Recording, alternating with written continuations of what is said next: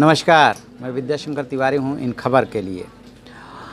असम के जोरहाट से जो AN-32 ने उड़ान भरी थी और उसका जो मलबा सियांग में मिला था 11 तारीख को ही वो पता चल गया था। वहाँ तक सर्च टीम आखिरकार 2 दिनों की मशक्क़त के बाद पहुँचने में कामयाब हो गई है। लेकिन ये जान कर के बहुत दुख और अफसोस होगा कि जो भी 13 लोग उस विमान में सवार थे वो ज़िंदा नहीं बचे हैं। एयरफोर्स ने अब ऑफिशियली उन सब लोगों को श्रद्धांजलि अर्पित कर दी है। जो लोग मारे गए हैं इसमें, या जो उस विमान में सवार थे उनके परिवार को भी सूचित कर दिया गया है। और ये लोग थे wing commander GM Charles, squadron leader H Vinod, flight lieutenant R Thapa, flight lieutenant A Tanwar, flight lieutenant S Mohanty, flight lieutenant MK Garg, warrant अफसर KK Mishra, sergeant Anoop Kumar, corporal Sherin, lead aircraftman SK Singh, lead aircraftman Pankaj, non combat employee Putali और non combat employee Rajesh Kumar. ये 13 लोग उस विमान में सवार थे। चूँकि वो जहाँ पे मलबा देखा गया था 11 तारीख को, MI-17 हेलीकॉप्टर लगा हुआ था, बहुत सारे उसके साथ एयरक्राफ्ट भी लगे हुए थे खोजने में। वो 12,000 फीट की ऊंचाई पे था और रास्ता इतना दुर्गम था कि वहाँ पे सर्च टीम नहीं पहुँच पा रही थी।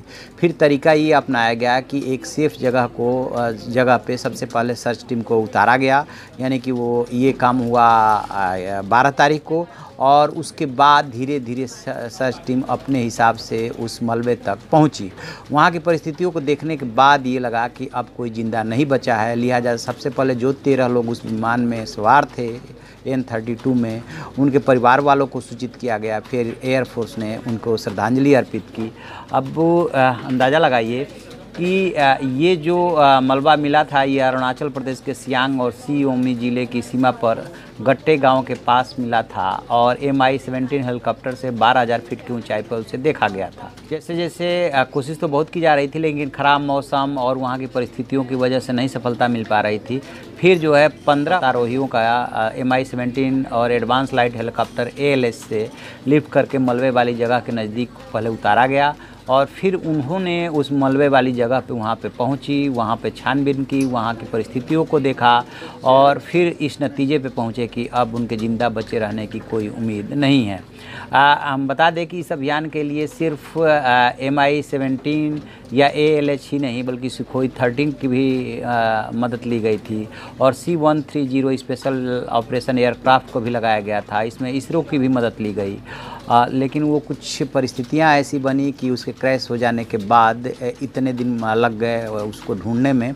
और एक बात और बता दें कि वो इतना दुर्गम इलाका है कि वहाँ पे बताते ये हैं कि अमेरिका का भी एक बार विमान लापता हो गया था जिसका आज तक कोई पता नहीं चला। इसके पहले AN-32 के दो और एक्सीडेंट हुए हैं 1986 में और 2016 में, उसका भी नहीं पता चला था। हालांकि वो दोनों दुर्घटनाएं कहीं और हुई थी। लेकिन इस मामले में कह सकते हैं कि अच्छी बात इस बार ये रही कि 10 दिनों के बाद ही उसके दुर्घटनाग्रस्त होने और उसके मलबे के बारे में पता चल गया और वहाँ तक हमारी सर्च टीम पहुँच भी गई। तो ये एक तरह से कह सकते हैं कि हमारी एयरफोर्स की और जो भी इस बचाव कार्य में लगे हुए थे सर्च टीम थी उसकी उपलब्धि है कि वो 10 दिन में पता कम से कम लगा पाई कि यहाँ पे क्रैश हुआ है, ये मलबा है और अब वो लोग ज़िंदा नहीं हैं जो इसमें सवार थे।